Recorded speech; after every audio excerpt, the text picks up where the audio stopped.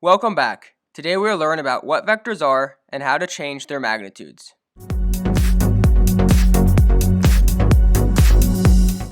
We will begin by looking at what vectors are and examining the difference between scalars and vectors. I think the best way to understand vectors is to compare them to something that you already know, a scalar. Now, a scalar is just a fancy term for a number.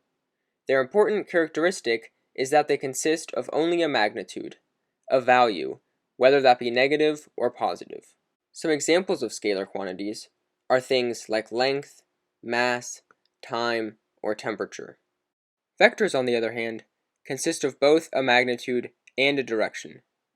Quantities like force, velocity, and acceleration all need both to be fully described. They are usually represented as arrows of a specified length and direction. The variables representing vectors are usually in bold or italics.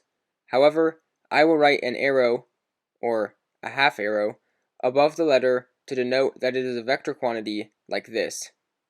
This is a common handwritten notation. So now that we have a basic idea of what vectors are, let us look at one of the most basic operations that can be performed on a vector. That is, changing the magnitude of a vector. This can be accomplished by multiplying a vector by a scalar quantity. You see, the magnitude and direction of a vector can be changed independently. Let us consider our parent vector a. If we multiply a by the scalar value of 2, the resulting vector will have the same direction as the vector a, but be twice the length. Notice only the magnitude has changed.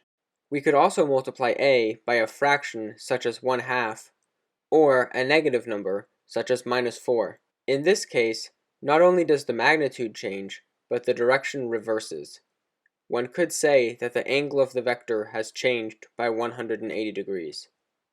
Thanks for watching. If you enjoyed this video, consider subscribing to stay up to date with all of my latest posts. Comment down below any thoughts or questions you may have. See you next time.